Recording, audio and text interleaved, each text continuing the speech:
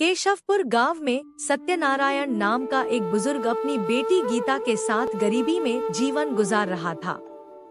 उनके पास न जमीन थी न जेवर, बस उम्मीद और मेहनत ही उनकी पूंजी थी।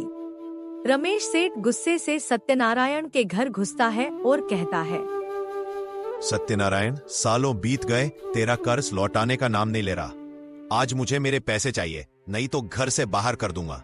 सेठ जी, बस 2 दिन की मोहलत दीजिए। मेरा बेटा अजय शहर से आ रहा है, उसने पैसों का इंतजाम कर लिया है। ठीक है, 2 दिन और दे रहा हूं। तीसरे दिन अगर पैसे नहीं मिले तो तुम्हें गांव से बाहर निकाल दूंगा।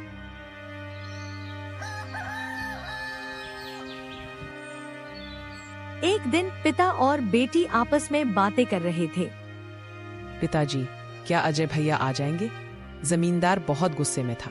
बेटी, अजय ने वादा किया है, वो जरूर आएगा, तू चिंता मत कर।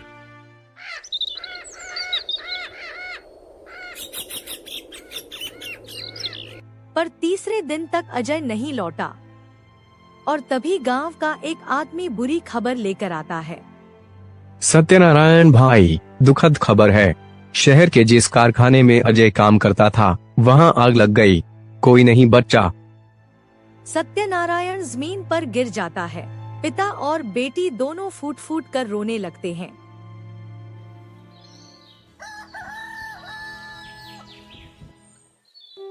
अगली सुबह गीता और सत्यनारायण घर के बाहर उदास बैठे हैं।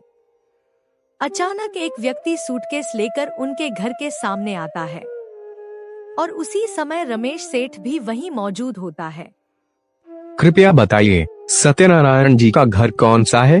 मैं ही सत्यनारायण हूँ, कहो क्या बात है? अरे बहुत अच्छा हुआ, ये अजय ने आपके लिए जमा की गई रकम भेजी है। कारखाने के मालिक ने मुआवजा भेजा है। रमेश सेठ वह सूटकेस लेकर अपने घर चला जाता है। गरीबी के कारण घर की आर्थिक हालत बिगड़ती जा रही है। गीता अपने पिता से कहती है, पिताजी, मैं दूसरों के घरों में काम करूंगी। हम मिलकर जमींदार का कर्ज चुकाएंगे। ठीक है बेटी, जैसा तुम्हारी मर्जी।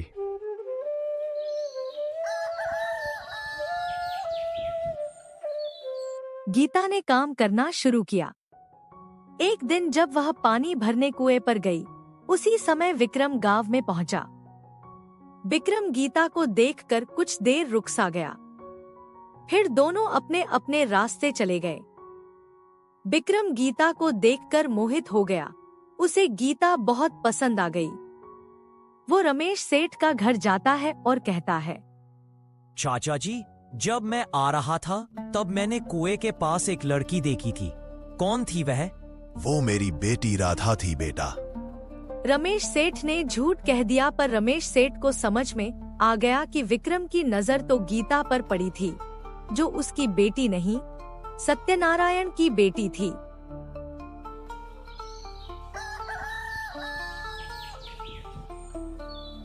दूसरे दिन विक्रम अपने पिता दौलत सिंह के साथ रमेश सेठ के घर शादी के बाद तय करने के लिए जाता है। मुझे तो राधा बहुत पसंद आई, चलो रिश्ता तय समझो। जब राधा सामने आती है, तब विक्रम कहता है, नहीं, यह वो लड़की नहीं है।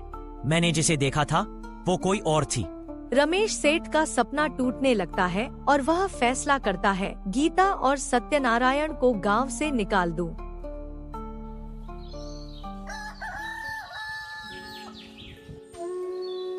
रमेश सेठ फिर से सत्यनारायण के घर आता है।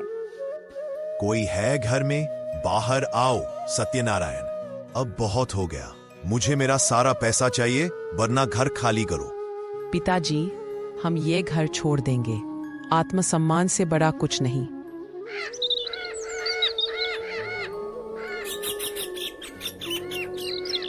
गीता और सत्यनारायण गांव से दूर एक झोपड़ी में रहने लगते हैं।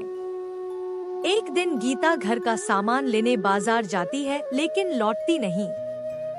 सत्यनारायण उसे ढूंढने बाजार जाता है, लेकिन रास्ते में चक्कर खाकर गिर जाता है। वहीं पास में खड़ा विक्रम आता है और सत्यनारायण की मदद करता है।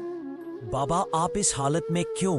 बेटा, मेरी बेटी, अब तक लौटी नहीं। चलिए मैं आपको घर छोड़ देता हूँ। विक्रम उन्हें घर छोड़ने जाता है और इधर मीरा घर आ चुकी होती है। पिता को ऐसे देख गीता परेशान हो जाती है और विक्रम गीता को देखकर पहचान जाता है। विक्रम सबसे बातें करता है। बातों बातों में पूरे मामले की सच्चाई पता चलती है। यह जानकर विक्रम गुस्से में रमेश सेठ के पास पहुंचता है। आपने एक गरीब की जिंदगी से खिलवाड़ किया, उसकी बेटी को गांव से बाहर निकाल दिया और उनके पैसे भी हड़प लिए। माफ कर दो बेटा, मैं लालच में अंधा हो गया था। यह सब सुनकर दौलत सिंह भी आ जाता है। हमें उस परिवार से माफी मांगनी होगी और उनका हक लौटाना होगा।